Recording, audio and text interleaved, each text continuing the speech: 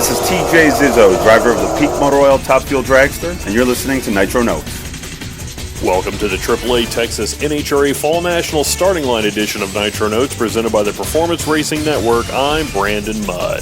This weekend, the NHRA Mello Yello Series gets into a Lone Star state of mind as they race at the Texas Motorplex near Dallas. Even though the end of the season is near and fall is just around a corner, funny car veteran Tim Wilkerson knows the weather, specifically the heat, can still play a major part.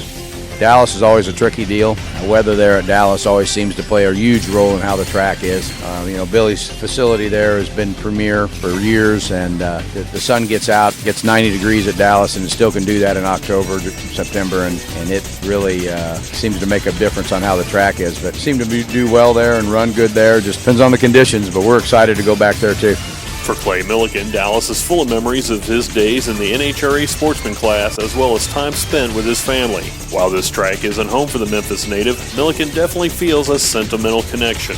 It was one of the first trips that me and my sisters took by herself without parents to go race Supercomp 100 years ago. That's always fun for me, and I'm still, pretty connected to a lot of the sportsman guys, and the Dallas race especially. That's kind of my side of the country, so I get to go hang out with all my buddies that still race sportsmen, and obviously that track is loaded with history. The first all-concrete track and all the things that's happened there over the years. And it's really not that far from home. My wife and the dog, and we hop in the truck in our little camper trailer and we drive to Dallas just because we love hanging out down there. And it's cool. Like I say, it's not a home track by any stretch, but it kind of feels like home because I've driven there so many times, like I say, from Super Comp racing to Top Fuel. It's just awesome. And finally, defending Top Fuel champion Antron Brown is chomping at the bit to get to Texas, as it was this race last year that kicked off the title run for the popular drag racer. Dallas is one of those tracks where it could be really good or it could be really hot.